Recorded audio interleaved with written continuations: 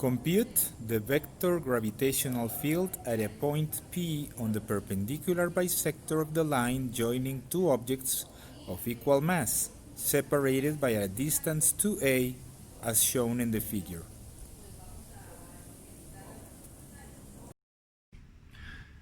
So in order to get the vector for the gravitational force on this point P, let's remember that the basic idea for the gravitational force due to a point particle will be minus g m over r squared r hat, which means the unit vector coming out of this guy towards point P. So this is your r hat vector, your unit vector, and the gravitational field at point P due to the upper mass will be this, and the gravitational force due to the lower mass will be this. And yes, it is a perfectly valid assumption to think that they have the same angle with the horizontal, and due to symmetry effects, G1 in the y direction is equal to the opposite of G2 in the y direction, and so the y component cancels. Therefore, all we need to care about is the sum of the x components for these vectors.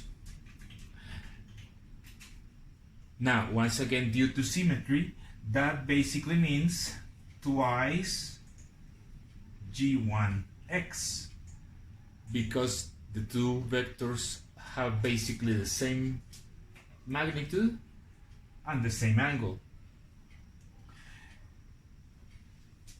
And g1 is supposed to be big G times m divided r squared. And getting the x component implies getting the cosine of angle theta.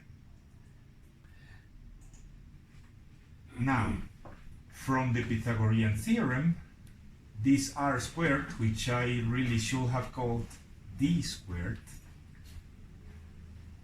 because you can consider that this distance is d, is equal to r squared plus a squared. Now the cosine of this angle is defined as adjacent side over hypotenuse, which is r over